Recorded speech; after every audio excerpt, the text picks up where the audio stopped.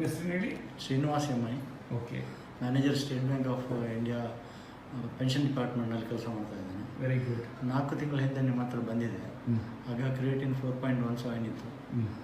ನೀವು ಹೇಳಿದ ಹಾಗೆ S3, S4, S5 ಮತ್ತು ಮಜ್ಜಿಗೆ ಅಗಸೆ ಬೀಜದ್ದು ಮತ್ತು ಮೆಂತೆ ಇದನ್ನು ಮುಂಗೆ ಬರೆಸಿ ಅದನ್ನು ತಿಂತಾಯಿದ್ದೆ. ಸ್ವಲ್ಪ ಶುಂಠಿ ಮತ್ತು ಬೆಳ್ಳುಳ್ಳಿಯನ್ನು ಮಿಕ್ಸ್ ಮಾಡಿ ತಿಂತಾಯಿದ್ದೆ. ಅದನ್ನು ಕರೆಕ್ಟಾಗಿ ನೀವು ಹೇಳಿದಾಗೆ ಫಾಲೋ ಮಾಡ್ತಾ ಬಂದೆ. ಈಗ ಅಟ್ ಪ್ರೆಸೆಂಟ್ 4 ತಿಂಗಳಲ್ಲಿ ಕ್ರಿಯೇಟಿನ್ 2ಗೆ ಬಂದಿದೆ. ಎಷ್ಟಿಂದ? 4.17ಇಂದ 2ಗೆ ಬಂದಿದೆ. ನಾನು ತುಂಬ ಆರಾಮಾಗಿದ್ದೆ. ಮೊದಲಿಗೆ ಕಂಪೇರ್ ಮಾಡಿದರೆ ನಡೀಲಿಕ್ಕೆ ಕಷ್ಟ ಆಗ್ತಿತ್ತು ಮತ್ತು ರೀಸಸ್ ಎಲ್ಲ ಕ್ಲೀನಾಗಿ ಹೋಗ್ತಾ ಇದೆ. ಆಯಾಸ ಎಂಬುದು ತುಂಬ ಕಮ್ಮಿ ಆಗಿದೆ. ಹೆಲ್ತಿಯಾಗಿ ಕಾಣ್ತೇನೆ ತುಂಬ. ಗುಡ್.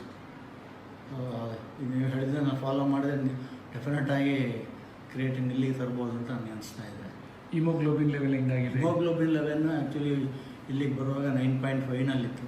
9.2, 9.5 ಸುಮಾರು ವರ್ಷದಿಂದ ಅದೇ ಇತ್ತು.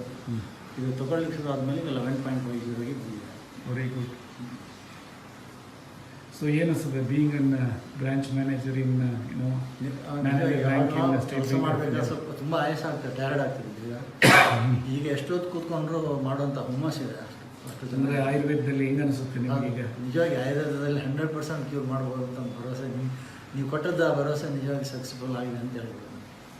ವಂಡರ್ಫುಲ್. ಭಾರಿ ಖುಷಿ. ಯಾಕೆಂದರೆ ಎಷ್ಟೋ ಜನ ಒಂದು ಸರಿ ಕಿಡ್ನಿ ಇದಾಯಿತು ಅಂದರೆ ಅಯ್ಯೋ ಲೈಫ್ ಲಾಂಗ್ ಡಯಾಲಿಸಿಸ್ ಮಾಡಬೇಕಪ್ಪ ಅಂತ ಚಿಂತೆ ಮಾಡ್ತಾ ಇರ್ತಾರೆ. ಅದೇ ನಾನು ಇಂಗ್ಲೀಷ್ ಮೆಡಿಸಿನ್ ತೊಗೊಳಕ್ಕೆ ಹೋದಾಗ ಅವ್ರು ಹೇಳಿದರು ನೆಕ್ಸ್ಟ್ ಇನ್ನೊಂದು 1 ವರ್ಷದಲ್ಲಿ ನೀವು ಡಯಾಲಿಸಿಸ್ಗೆ ಬರಬೇಕಾಗಿದೆ ಅಂತ ಹೇಳಿದರು.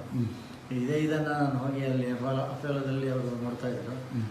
ಅವರಿಗೂ ಭಾರಿ ಆಶ್ಚರ್ಯ ಆಯಿತು. ಭಾರಿ ಒಳ್ಳೆ ಮೇಂಟೈನ್ ಮಾಡಿದ್ರಿ ಅಂತಂದರು. ಇಲ್ಲ ಸರ್, ಒಂದು ಆಯುರ್ವೇದಿಕದ್ದು ನಮ್ಮ ಒಬ್ಬರು IAS ಆಫೀಸರ್ ಸಿಕ್ಕಿದ್ದಾರೆ, ಅವ್ರದ್ದು ಫಾಲೋ ಮಾಡ್ತಾ ಇದ್ದೇನೆ. ಹಾಗೆ ಡಯಟ್ ಫುಲ್ಲಾಗಿ ಮಾಡ್ತಾಯಿದ್ದೇನೆ, ಹಾಗಾಗಿ ಮೇಂಟೈನ್ ಆಗಿದೆ.